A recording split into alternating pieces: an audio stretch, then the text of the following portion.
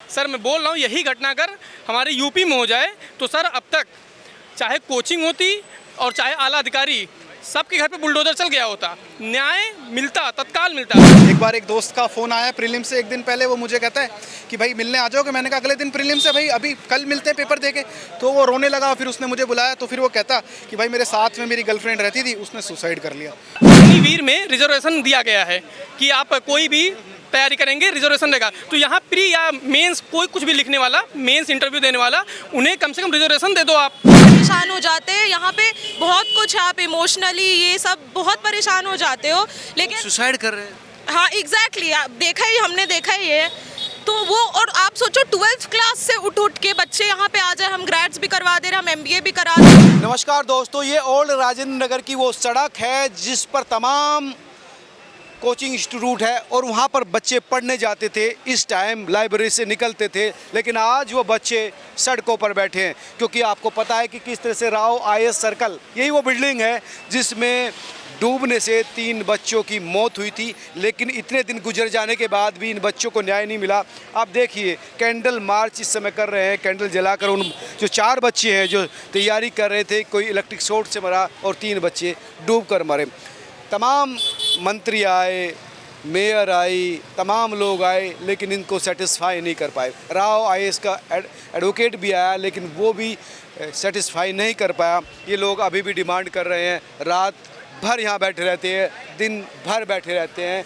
कई सवाल है, कई उदास चेहरे यहाँ पर घूमते हुए मिले मुझे, जो कह रहे हैं कि कुछ नहीं बदल रहा। अभी भी बहुत सारी लाइब्रेरी ग्राउंड पर चल रही है, रेट बढ़ा दिए हैं ऊपर के कई गुणे, 1500 वाली 7000 में 6000 में मिल रही है। ये दिक्कत तो है ही, और भी तमाम दिक्कतें हैं। वो बच्चे जो सपना देख कर आए थे IAS बनने का, वो घुट घुट कर मर रहे हैं, सुसाइड कर रहे हैं। ये सज्जन मिले, ये हैं, गुस्से में हैं सरकार के खिलाफ, सिस्टम के खिलाफ। क्या नाम है आपका? मेरा नाम गौरव है। हाँ गौरव, क्या कहेंगे, क्या है दर्द आपका? सर यहाँ पे जो प्रॉब्लम्स हैं वो बहुत ही ऑर्गेनाइज तरह से प्रॉब्लम्स हैं, और ये आज से नहीं है, ये बहुत पहले से हैं। जब आप यहाँ पे कोचिंग में एडमिशन लेने आते हो तो कोचिंग के बाहर ही वहाँ पर उनके दलाल ब्रोकर्स घूमते रहते हैं, जो आपको पकड़ पकड़ के कोचिंगों में ले जाते हैं। अगर आपको किसी कोचिंग के बारे में इन्फॉर्मेशन नहीं है और आप चले गए, आपका एडमिशन हो गया, तो उनका भी उसमें कट डिसाइड होता है। उसके बाद आप यहाँ रहने की जगह ढूंढते हो, वहाँ पर भी ब्रोकर का इन्वॉल्वमेंट है। ब्रोकर आपको रूम दिखाएगा, रेंट एक्ट के हिसाब से ब्रोकर को 4% देना चाहिए, बट यहाँ पे कोई 60% ले रहा है, कोई 100% ले रहा है। तो अगर आप जब फर्स्ट टाइम रूम ले रहे हो तो आप 3 महीने का किराया एक साथ दे रहे हो, आप 1 महीने का रेंट दे रहे हो, 1 महीने का एडवांस दे रहे हो, प्लस 1 महीने का ब्रोकरेज चार्ज दे रहे हो। कभी कभी वो ब्रोकरेज चार्ज 1 महीने का पूरा होता है, कभी कभी वो 60% होता है। सर उसके बाद रूम का साइज़ यहाँ पर, मतलब रूम की व्यवस्था इतनी ख़राब है, कोई किसी रूम के चार्जेस तो 31,000 तक गए हैं। और एक रूम के मतलब रूम का आप एवरेज रूम का साइज़ ये मान सकते हो, बॉयज़ का 15 से 17 है, गर्ल्स का 17 से लेकर, उसका कोई रेट फिक्स नहीं है।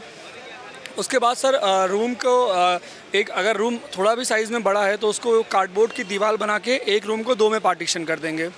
और स्पेस यूटिलाइज़ करनी है तो बालकनी को तोड़ के वहाँ भी कार्डबोर्ड लगा के एक रूम और बढ़ा दिया। इसके बाद भी रूम बनाना है तो छत पे एल्युमिनियम या स्टील की टीन लगा के रूम बना दिया, उसको भी चढ़ा दिया। अब दिक्कत क्या है कि ये ऐसा कर रहे हैं, बट कोई भी इंस्पेक्शन करने वाला नहीं है। MCD की ऐप है, अगर आप उसमें इलीगल कंस्ट्रक्शन को रिपोर्ट कर सकते हो। अगर मैंने जैसे कोशिश की रिपोर्ट करने की, रिपोर्ट आप कीजिए, 2 दिन में आपके पास जवाब आ जाएगा कि आपका इशू जो है वो रिजॉल्व हो गया है। आपको आइडिया भी नहीं है कि कौन देखने आया, कैसे रिजॉल्व हो गया। हाँ, वो मैसेज आपके पास आ जाएगा। तो सर सिस्टम से बहुत ज़्यादा निराश, थोड़ा सा सर यहाँ पर असहाय होने वाली स्थिति है कि हम लोग एकदम असहाय हैं कि अगर आवाज़ लगाएं तो लगाएं कहाँ, जाए कहाँ। सर मेरा ये पूछना है कि दिल्ली की कोई जिम्मेदारी नहीं ले रहा है। यहाँ पे MCD अपना पल्ला झाड़ रही है, राज्य सरकार अपना झाड़ रही है और केंद्र अपना। तो सर दिल्ली का दायित्व तो कौन लेगा? सर यही घटना जो बार बार दिल्ली में हो रही है, सर मैं बोल रहा हूँ यही घटना अगर हमारे यूपी में हो जाए तो सर अब तक चाहे कोचिंग होती और चाहे आला अधिकारी सबके घर पे बुलडोजर चल गया होता, न्याय मिलता, तत्काल मिलता। और सर मैं ये कहना चाहूँगा, सर अभी 2 दिन पहले यही लखनऊ में, यूपी में लखनऊ में महिला के साथ दुर्व्यवहार किया गया था। सर तत्काल 12 लड़के थे, 12 को जेल में डाला गया और आला अधिकारियों पे कार्रवाई की गई है। सर उतनी तेज़ी दिल्ली में क्यों नहीं है? यहाँ भी योगी मॉडल होना चाहिए। 100% उनका मॉडल होना चाहिए और बहुत ज़रूरी है, बहुत तत्काल। सड़कों पर बैठे हैं लेकिन कुछ नहीं हो रहा, हाई कोर्ट भी सख्त है लेकिन कुछ नहीं हो रहा।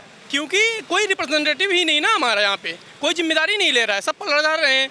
और आप अभी देखेंगे कि लगभग कैजुअलिटी जो हुई है लगभग 1 हफ्ते होने वाले हैं सर। अभी 2 दिन पहले यहाँ बरसात हुई, इतने सीने तक पानी आ गए हैं सर। इसका मतलब क्या था? एमसीडी ने अभी भी कोई भी काम नहीं शुरू किया है, केवल कोचिंग लाइब्रेरी बंद की है। और उसका नुकसान किसे हो रहा है? हमें ही तो हो रहा है नुकसान। हम पढ़ाई नहीं कर पा रहे हैं सर, बच्चे मेंस लिख रहे हैं, क्या होगा उनका बताइए सर। यूपीएससी की डेट जो है 25 मई आ चुकी है, वो नहीं टलने वाली है, हमारा दिन ही घट रहा है सर। ये बच्चों के फ्यूचर के साथ खिलवाड़ है। और दूसरी बात मैं ये कहना चाहूँगा कि जो हमें आर्थिक क्षतिपूर्ति की जो भीख मांगनी पड़ रही है, वो हमें मांगनी ना पड़े। छोटे से छोटे फ़ोन वगैरह के लिए इंश्योरेंस दिया जाता है, तो हमें जब हम फीस देते 3-3 लाख रुपये, तो हमें उसके लिए भी इंश्योरेंस दिया जाए, हम गारंटी क्लेम कर सकें एज मतलब न्यायालय में जाके।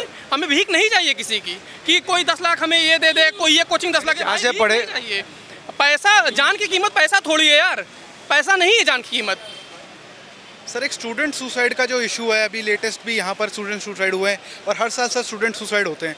उसके बाद भी सर हमें इस इशू पे भी सर हमें देखना चाहिए कि भाई स्टूडेंट क्यों इतने प्रेशर में है, क्यों कोचिंग सेंटर तो ऐसे मर रहे हैं, कुछ बेचारे सुसाइड कर रहे हैं। बिल्कुल। और वो ऐसे मरना, ऐसे मौत तो दर्दनाई होती है, लेकिन सुसाइड से मरना बहुत ही ज़्यादा दर्दनाई है। पूरी फैमिली इस चीज़ से सफ़र करती है और ये ऐसा नहीं है कि इसको अवॉइड नहीं किया जा सकता। अरे बहुत सारे लोग करते हैं यहाँ पर भी, जिस तरह कोटा में फैक्ट्री के कॉन्सेप्ट आया था, यहाँ पे भी लग रहा है यूपीएससी फैक्ट्री। यहाँ पर है, यहाँ से ज़्यादा मुखर्जी नगर में, और कोटा ने तो पूरी दुनिया का ही रिकॉर्ड तोड़ रखा है।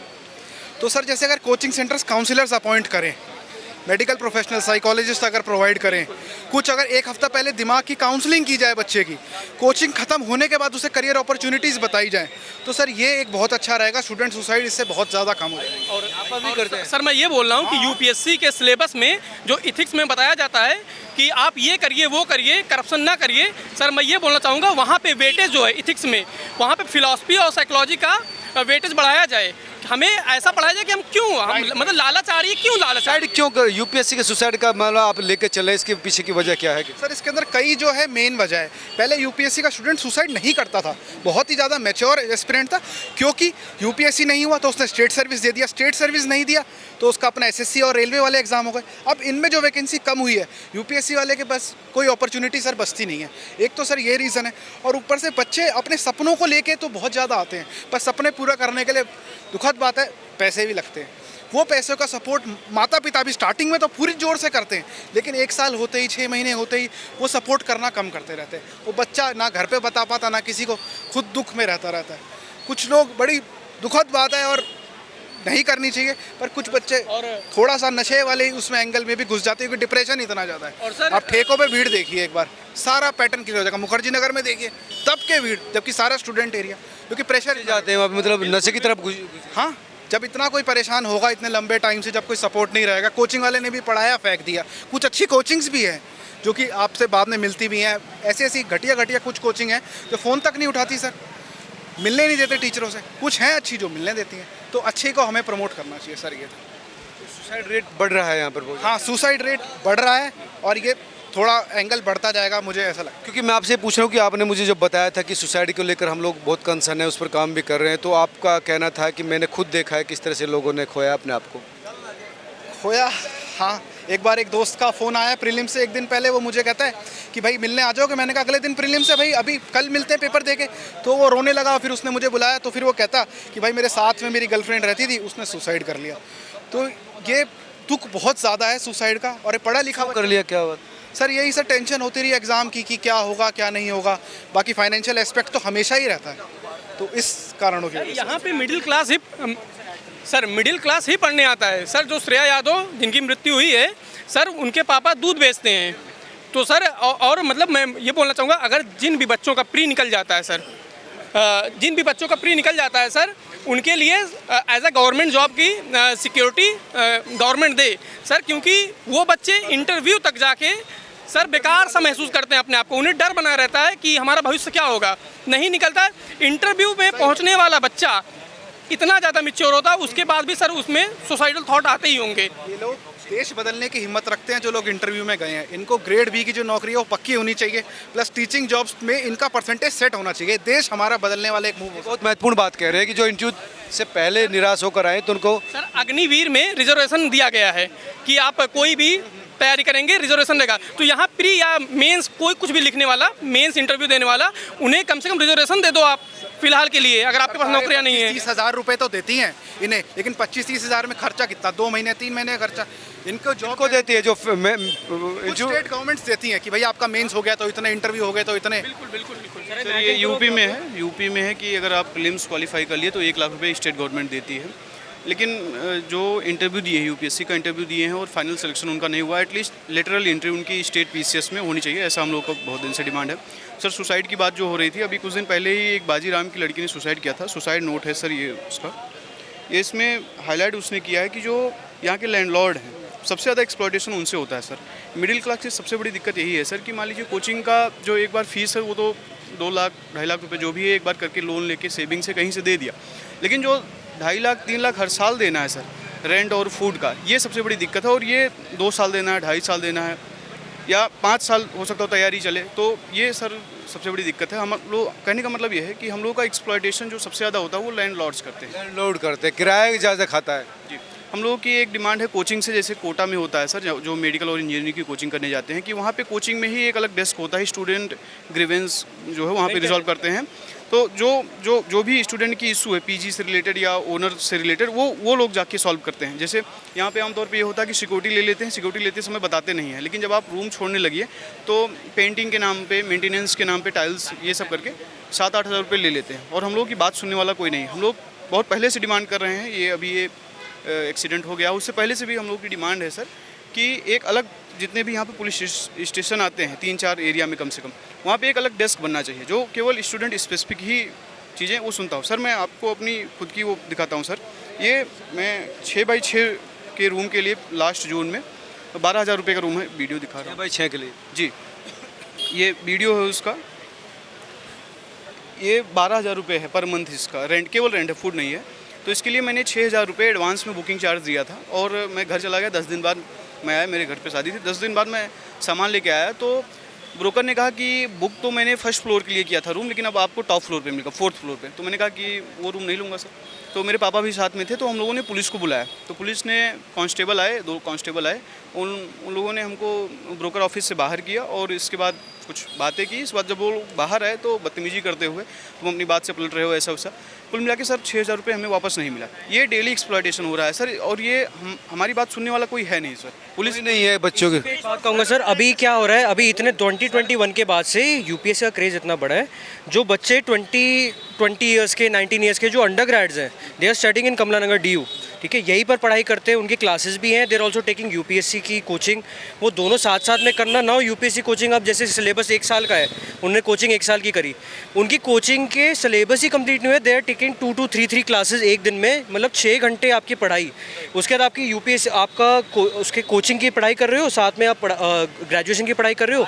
18-19 साल में एक बच्चे पे इतना प्रेशर, वो अपना कॉलेज भी मैनेज कर रहा है, वो यहाँ पर कोचिंग भी आ रहा है, वो यहाँ पर ब्रोकर से भी भिड़ रहा है, वो ओनर से भी भिड़ रहा है, उनके रूम्स चेंज हो, पेरेंट्स की भी गलती है ना यार। पेरेंट्स की गलती नहीं है सर, यहाँ पर कोचिंग के जो जितने भी टीचर्स थे उन्होंने इतना बूम ला दिया इसी एरिया के अंदर, इतनी कोचिंग बहुत ज़्यादा ग्लोरिफिकेशन किया गया है। और जैसे पहले नीट और जेई में देखा गया था कि बच्चे 6 से ही शुरू कर देते थे तैयारी, अब यूपीएससी में भी जो बच्चे हैं वो ग्रेजुएशन से और ग्रेजुएशन से पहले से ही 12th से ही शुरू कर दे रहे हैं तैयारी, क्योंकि जो रिसोर्सेज है वो भी इतने ज़्यादा चला रखी है कोचिंग इंस्टीट्यूट ने। अभी आप आगे जाओगे तो तथास्तु का बोर्ड लगा हुआ है, लिटरली उन्होंने आफ्टर 12 आप आ जाइए, हम आपको ग्रेजुएशन की डिग्री कर देंगे, ग्रेड्स हो गया आपका बहुत बढ़िया। तब तक यूपीएससी नहीं निकला क्योंकि आप तो क्वालिफाई करते हो, you need minimum 21 years of age to give this examination. After that they are saying कि ग्रेड्स भी करवा दिया, हम MBA भी करवा देंगे, आप पढ़ो यहाँ पे, पैसे फूको अपने, सब कुछ करो, हम सब कुछ करा देंगे, 12th क्लास के बाद ही आ जाओ।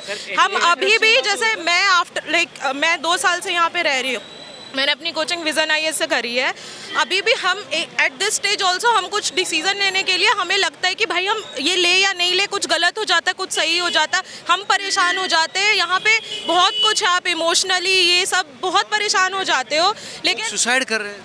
हाँ एग्जैक्टली, हमने देखा ही है तो वो, और आप सोचो 12th क्लास से उठ के बच्चे यहाँ पे आ जाए, हम ग्रेड्स भी करवा दे रहे हैं, हम MBA भी करा दे